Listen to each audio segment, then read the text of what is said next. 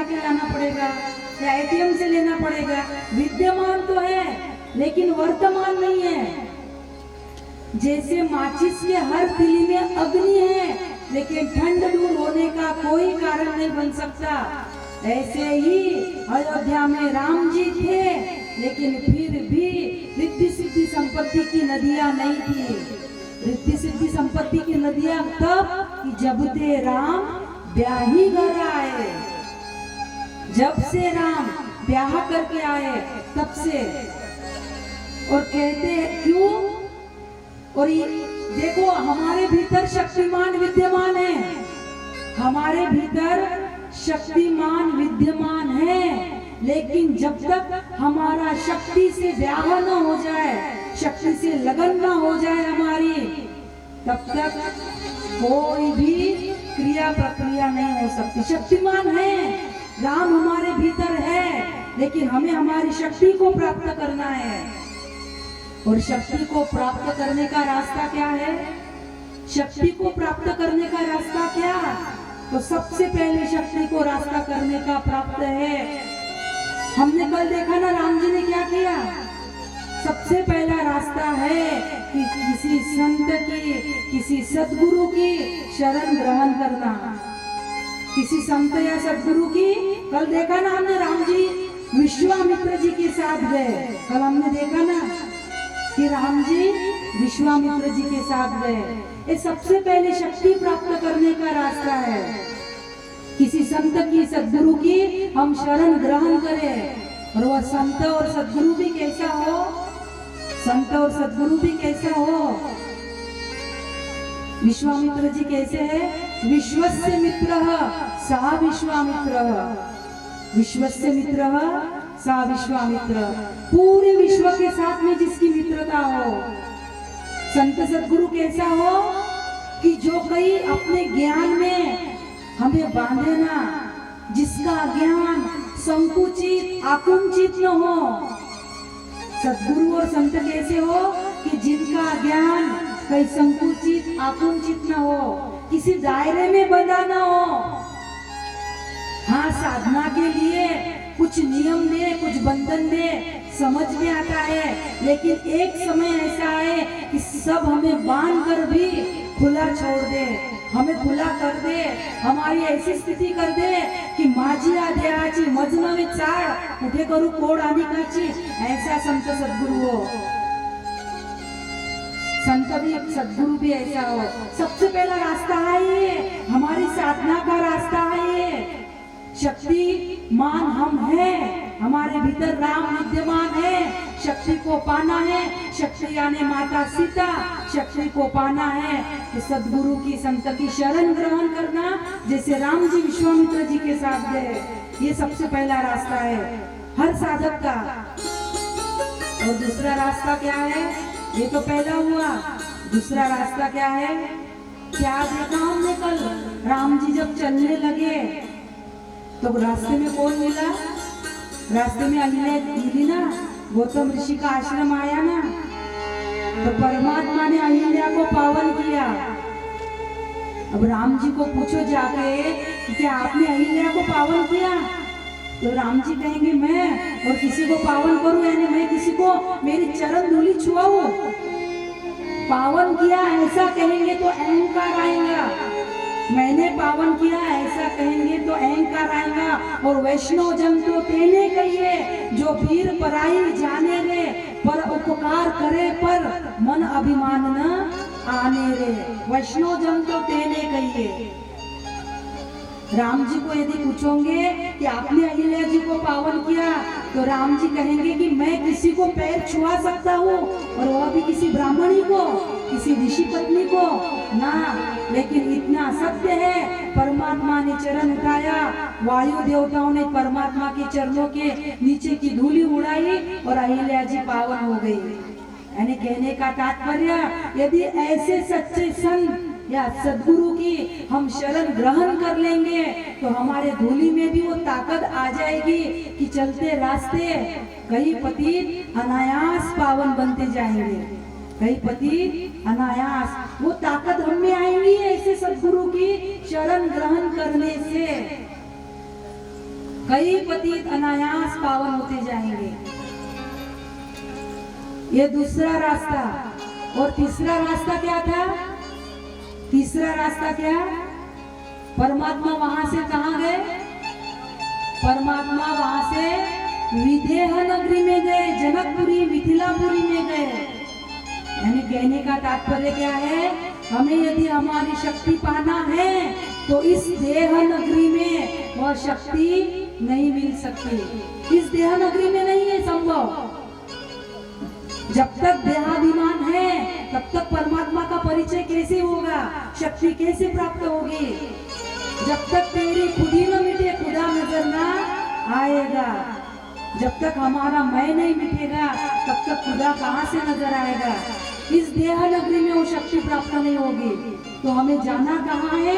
सद्गुरु के साथ विदेह नगरी में जाना है। विदेह नगरी में गए बराबर शक्ति प्राप्त नहीं होगी। वहां पे भी धनुष रखा है। और धनुष किसका है? धनुष शंकर भगवान का है। और शंकर भगवान किसकी देवता मानी जाती है? अहंकार की देवता मानी जाती है। जब तक धनुष नहीं तोड़ेंगे तब तक सीता जी प्राप्त नहीं होगी। जब तक हमारा अहंकार नहीं तोड़ेंगे तब तक शक्ति हमें प्राप्त नहीं होगी। और जैसे ही राम जी ने धनुष तोड़ा, ते छन राम मध्य धनु तोरा, भरे भुवन धुनी घोर कठोरा। जैसे राम जी ने धनुष तोड़ा, फिर सीता जी से कहना नहीं पड़ेगा कि सीते आओ और राम जी के गले में वरमाला डालो ना। फिर कहना नहीं पड़ेगा। राम जी केवल धनुष तोड़ के खड़े हैं। फिर सीता जी का कर्तव्य बनेगा, सीता का दायित्व बनेगा कि सीता जी जयमाला वरमाला लेके आएगी और हमारे गले में डालेंगी और कहेंगी बहुत जन्मों का सिलसिला है ये, बहुत जन्मों का सिलसिला जो प्रभु से हमारा विछोह हो गया आज पूरा हो गया। सीता जी स्वयं जयमाला डालेंगी। फिर सीता जी को निमंत्रण नहीं देना पड़ेगा। राम केवल धनुष तोड़ के खड़े हैं। सीता जी स्वयं आई, जयमाला अर्पण की।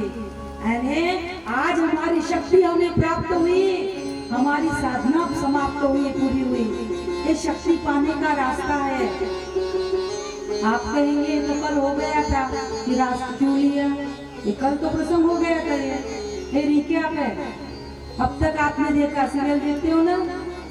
अब तक आपने देखा, अब आगे अब तक आपने देखा, कल तक ये सब देखा था आपने। वापस रिन्यू करना पड़ता है ना, रिमाइंड करवा देना पड़ता है कल क्या क्या सुना, अब कल क्या सब्जी खाई, ये भी स्मरण में नहीं रहता तो सत्संग इतना याद रहता। इसलिए विज्ञाप है।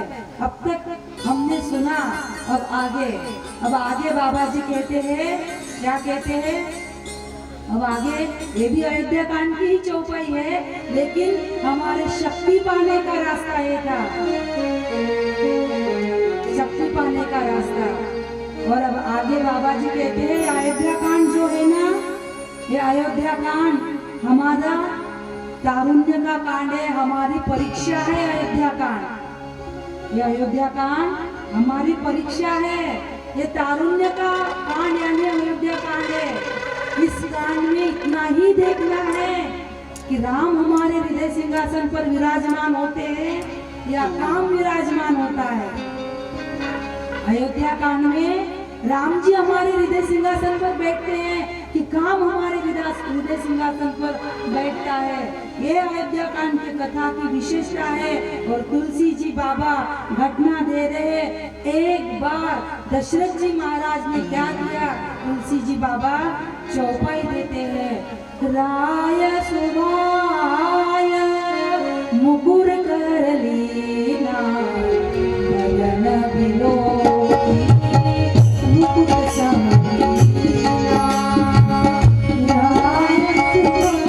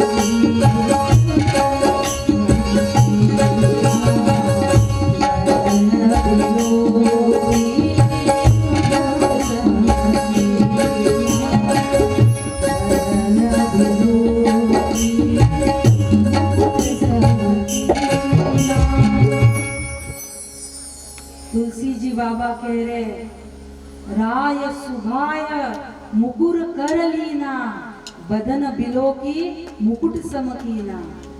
राय यानी राजा दशरथ जी, राय सुभाय मुकुर, दशरथ जी महाराज एक बार सभा में दरबार में विराजे थे, राय सुभाय, और एक बार क्या किया दशरथ जी ने, सभा में विराजे थे लेकिन मुकुर कर लीना, दर्पण हाथ में लिया और दर्पण हाथ में लेकर देखने लगे तो बदन बिलो की मुकुट समकीना, अपना चेहरा देखा दशरथ जी ने। और जब चेहरा देख रहे थे तो दशरथ जी को जो ये मुकुट था वो थोड़ा तिरछा दिखा, बदन बिलो की मुकुट समकीना, और जैसे तिरछा दिखा तो दशरथ जी ने उसे सम किया यानी सीधा किया। और जैसे ही दशरथ जी महाराज मुकुट को सीधा कर रहे थे तो दशरथ जी को अपने श्रवण यानी कान के समीप बाल सफेद हुए दिखे। श्रवण समीप भय सित केसा, श्रवण समीप भय सित केसा, मनहु जरठपनु अस उपदेशा। दशरथ जी ने जैसे ही मुकुट को सीधा किया उनको अपने कानों के पास बाल सफेद हुए दिखे। और दशरथ जी ने जैसे ही देखा कि कानों के, और पहले पता है क्या पूर्व काल में कैसा था, बालों की सफेदी जो होना शुरू होती थी ना वो कानों के पास होती थी, ये कानों के यहाँ के बाल जो है ना वो सफेद होते थे। पूर्व काल में था ऐसा, अब कुछ नहीं रहा। अब तो कब कौन सी उम्र में बाल सफेद होंगे और कहां से सफेद होंगे कोई भरोसा नहीं, लेकिन पहले था। और कानों के पास से ही क्यों सफेदी होती थी शुरू, कानों के पास से ही, मानो ये सफेद बाल कानों में गुरु मंत्र देते थे।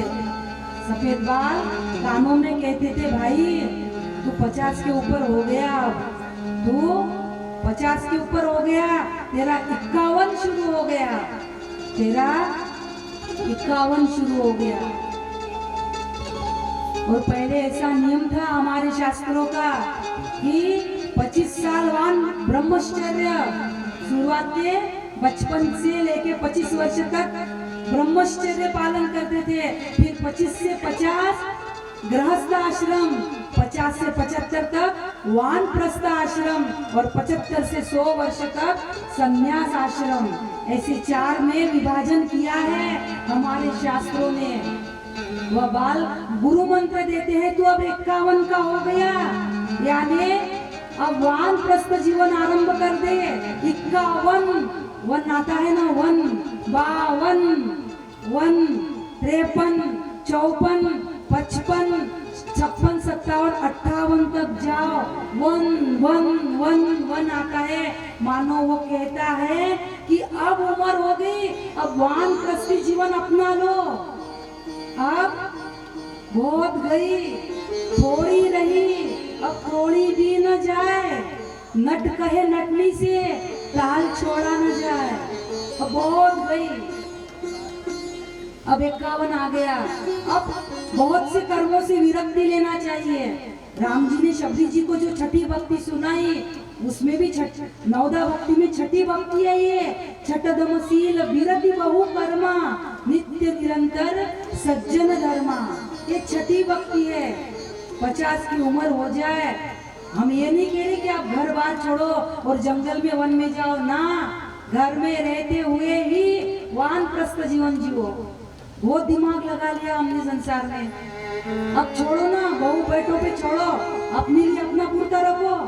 आज का माहौल पूरा छोड़ने का, अपना पूर्ता रखो कि अपना सब व्यवस्थित हो जाए, बाकी छोड़ो। लेकिन चिंता माँ बाप, बेटी की शादी हुई उसकी भी चिंता माँ बाप को, बेटे को बेटा नहीं हो रहा उसकी भी चिंता माँ बाप को। अब छोड़ो ना, होगा जो होगा प्रभु देखेंगे, हम छोड़ दे नहीं। और यदि हम खुद होके नहीं छोड़ेंगे तो ये प्रकृति, ये नियति बलात् हमसे छुड़ाएंगी, बलात्।